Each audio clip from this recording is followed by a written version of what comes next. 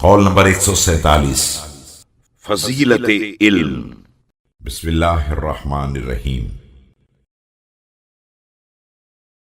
آپ علیہ السلام کا ارشاد گرامی جناب کمیل بن زیاد نخعی رضی اللہ تعالی عنہ سے، کمیل کہتے ہیں کہ امیر المومنین علیہ السلام میرا ہاتھ پکڑ کر قبرستان کی طرف لے گئے، اور جب آبادی سے باہر نکل گئے تو ایک لمبی آہ کھینچ کر فرمایا، اے کمیل ابن زیاد، دیکھو یہ دل ایک طرح کے ظرف ہیں، لہذا سب سے بہتر وہ دل ہے جو سب سے زیادہ حکمتوں کو محفوظ کر سکے۔ اب تم مجھ سے ان باتوں کو محفوظ کر لو۔ لوگ تین طرح کے ہوتے ہیں: خدا رسیدہ عالم، راہ نجات پر چلنے والا طالب علم، اور عوام الناس کا وہ گروہ جو ہر آواز کے پیچھے چل پڑتا ہے اور ہر ہوا کے ساتھ لہرانے لگتا ہے۔ اس نے نہ نور کی روشنی حاصل کی ہے اور نہ کسی مستحکم ستون کا سہارا لیا ہے۔ اے کمیل، دیکھو علم مال سے بہرحال بہتر ہوتا ہے کہ علم خود تمہاری حفاظت کرتا ہے اور مال کی حفاظت تمہیں کرنا پڑتی ہے۔ مال خرچ کرنے سے کم ہو جاتا ہے اور علم خرچ کرنے سے بڑھ جاتا ہے، پھر مال کے نتائج و اثرات بھی اس کے فنا ہونے کے ساتھ ہی فنا ہو جاتے ہیں۔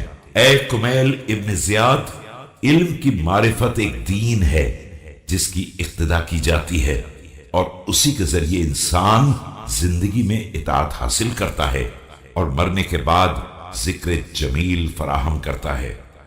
علم حاکم ہوتا ہے اور مال محکوم ہوتا ہے۔ کمیل، دیکھو مال کا ذخیرہ کرنے والے جیتے جی ہلاک ہو گئے، اور صاحبان علم زمانے کی بقا کے ساتھ رہنے والے ہیں۔ ان کے اجسام نظروں سے اوجھل ہو گئے ہیں، لیکن ان کی صورتیں دلوں پر نقش ہیں۔ دیکھو اس سینے میں علم کا ایک خزانہ ہے، کاش مجھے اس کے اٹھانے والے مل جاتے۔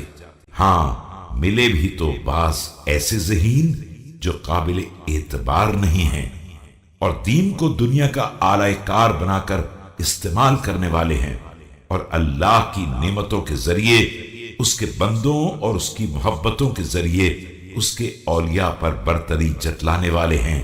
یا حاملان حق کے اطاعت گزار تو ہیں، لیکن ان کے پہلوؤں میں بصیرت نہیں ہے اور ادنا شعبے میں بھی شک کا شکار ہو جاتے ہیں۔ یاد رکھو کہ نہ یہ کام آنے والے ہیں اور نہ وہ۔ اس کے بعد ایک قسم ان لوگوں کی ہے جو لذتوں کے دلدادہ اور خواہشات کے لیے اپنی لگام ڈھیلی کر دینے والے ہیں، یا صرف مال جمع کرنے اور ذخیرہ اندوزی کرنے کے دلدادہ ہیں۔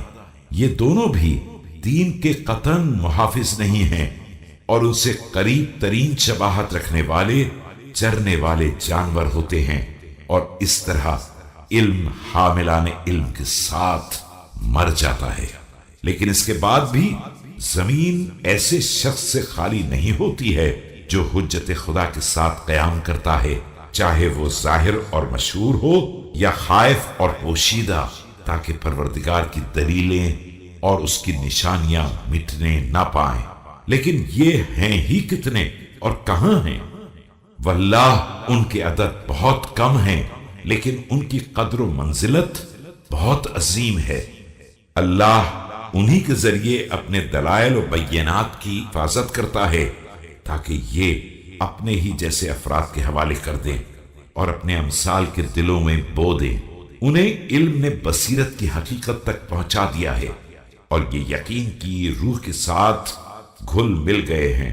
انہوں نے ان چیزوں کو آسان بنا لیا ہے جنہیں راحت پسندوں نے مشکل بنا رکھا تھا، اور ان چیزوں سے انس حاصل کر لیا ہے جن سے جاہل وحشت زدہ تھے، اور اس دنیا میں ان اجسام کے ساتھ رہے ہیں جن کی روحیں ملائے اعلیٰ سے وابستہ ہیں۔ یہی روئے زمین پر اللہ کے خلیفہ اور اس کے دین کے داعی ہیں۔ ہائے مجھے ان کے دیدار کا کس قدر اشتیاق ہے۔ کمیل، میری بات تمام ہو چکی، اب تم جا سکتے ہو۔